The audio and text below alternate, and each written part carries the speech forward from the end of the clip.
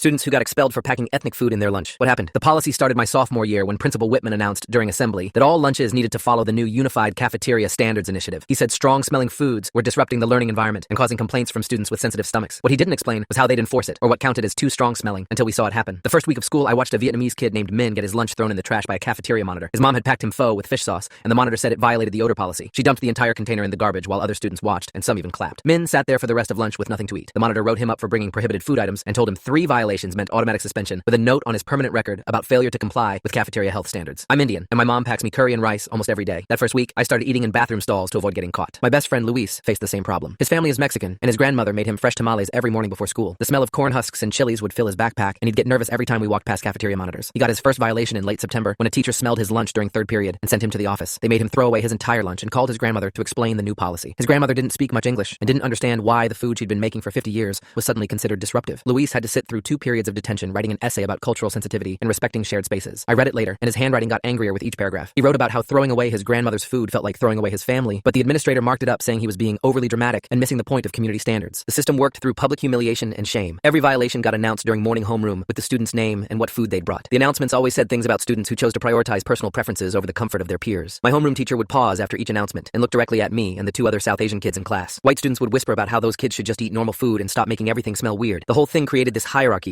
where bringing sandwiches and pizza made you considerate and bringing anything ethnic made you selfish and disruptive. I started avoiding other Indian students in the cafeteria because being seen together made administrators watch us more closely for food violations. My younger brother Rajesh started at Riverside High in January as a freshman. Watching him try to navigate the policy was torture because he didn't understand why mom's food was suddenly something to be ashamed of. Rajesh had only been in America for 2 years, and food from home was his main comfort during difficult school days. His English was still rough, and he struggled to make friends, so eating mom's aloo paratha during lunch was the one part of his day that felt normal. But the smell of fried bread and potatoes got him written up within his first month. A cafeteria monitor confiscated his lunch, and he spent the rest of the day hungry and humiliated. He came home crying and told mom he wanted her to pack him plain bread and peanut butter like American kids ate. Mom didn't fully understand what was happening because the school never explained the policy in other languages. They'd sent home a letter about maintaining pleasant cafeteria environments, but nothing about the punishment system or what foods were actually banned. She thought it was just about not bringing messy foods, not realizing the rule was specifically targeting ethnic cuisines while pizza and hamburgers were perfectly fine. I wanted to help Rajesh during lunch, but couldn't risk being seen with him while he ate home food because we'd both get violations. The policy forced us to sit separately and pretend we weren't related for 6 hours every day. I started getting stomach problems from eating gas station sandwiches instead of real food. My mom's cooking sat untouched at home every afternoon because I couldn't risk bringing it to school. By December, I'd lost 12 pounds and had constant headaches from not eating enough. The doctor said I was malnourished, but my parents couldn't understand how that was possible when mom cooked fresh meals every single day. I tried explaining that I couldn't eat her food at school anymore, but she took it personally and thought I was ashamed of being Indian. She wasn't wrong exactly, but it wasn't shame I felt naturally. It was shame the school had forced into me by making my culture something punishable. The breaking point came during Diwali in November when my aunt sent special sweets from India that my whole family had been excited about for weeks. Mom packed me some in my lunch as a treat, and I was eating in a corner of the cafeteria when Principal Whitman walked past and smelled the cardamom and rosé water. He confiscated my lunch, gave me my 3rd violation, and suspended me for 5 days.